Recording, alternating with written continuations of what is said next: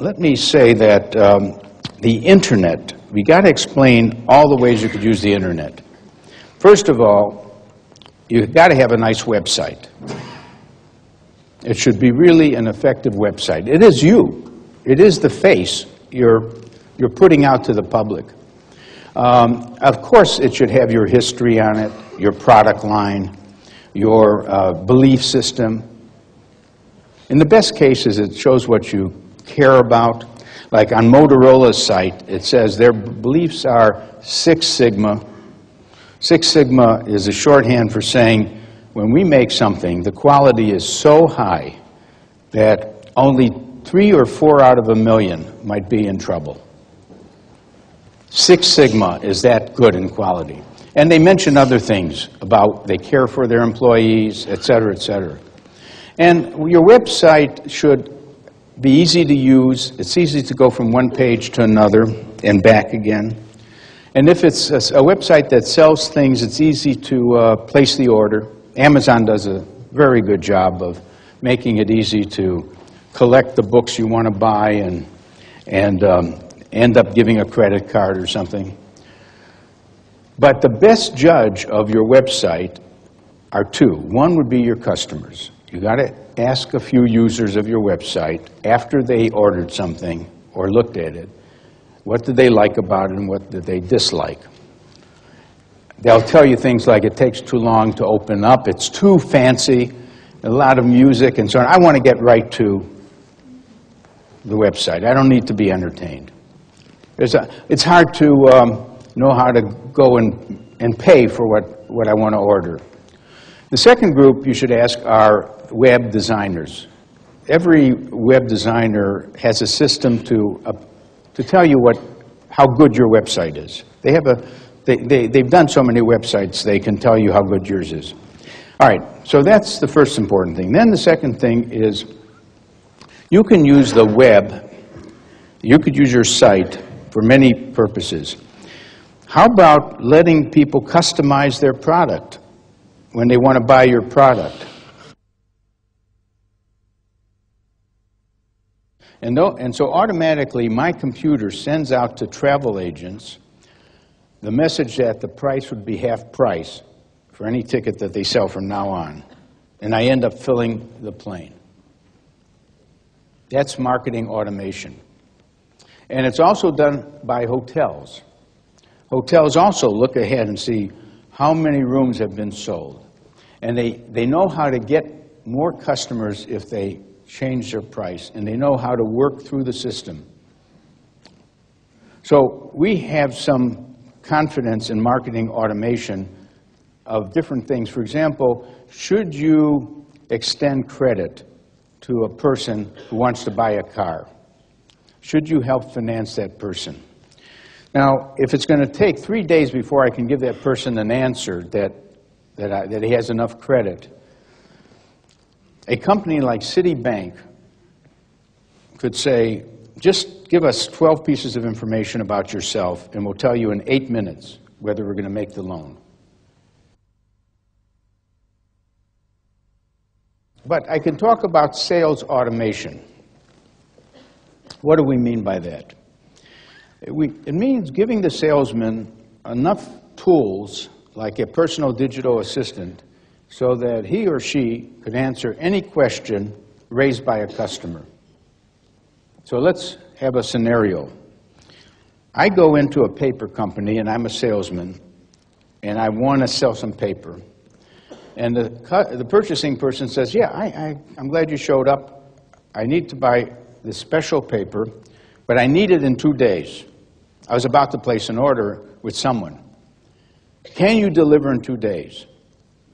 You should have the capability of going right on your personal digital assistant and checking your factory inventory and saying, actually, I can get it to you in 1 day. Oh, good, good. However, what are you charging? Well, our charge is so much. A little too high. I need a better price. You got to give me a better price. Can you do that? So I look. I can cut the price by 2%. I wish I could cut it by 3%. I can't. I can't. The company wouldn't be making money for its service. but I could bring it down 2%. Fair enough. The only problem, he says, is that I don't like the contract because I'm more responsible if there's damage than you. That fourth paragraph, I'd like to change that fourth paragraph in our contract. Can you reword it? Well, I'll say, let me just think. Yes, I'll make you more comfortable about the contract. I'll make the change. Do I have the order? You have the order. I'll sign. Now, what that sales automation did is it made the salesman equal to the CEO.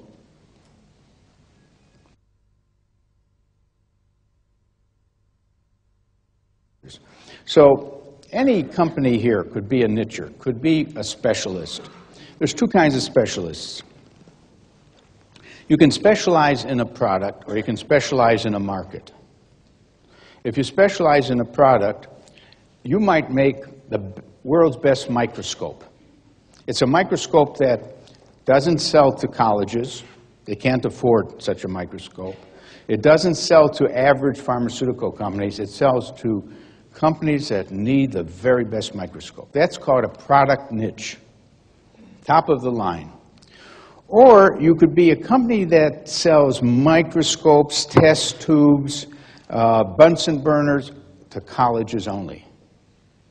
Then what your niche are colleges and what they need to teach science.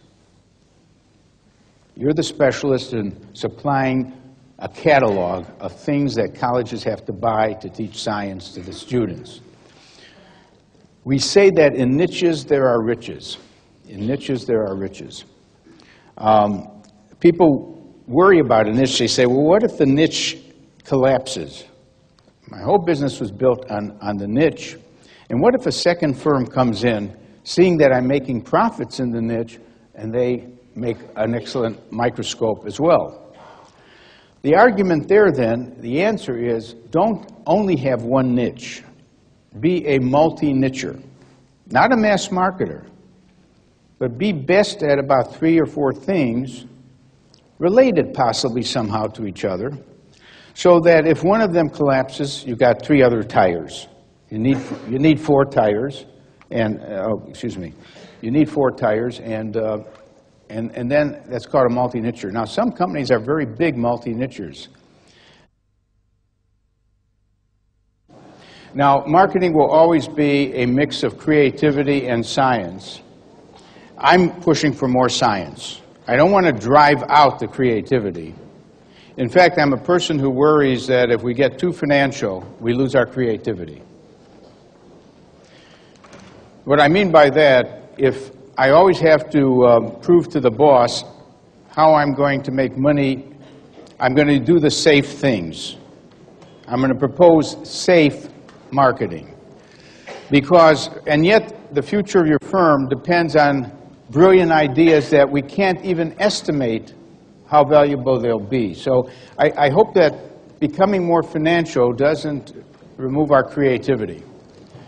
Now, the first thing that's happening is we're going direct. Of course, mass marketing was to try to reach a lot of people, but increasingly we're talking about not only direct marketing, but we're talking about a more fashionable word, interactive marketing. Interactive. Getting to, in other words, too often in the past, marketing was a monologue. It was you talking to them. You talking to them, not you listening to them. And we even say for salespeople, remember you have 2 ears and 1 mouth. Listen twice as long as you talk.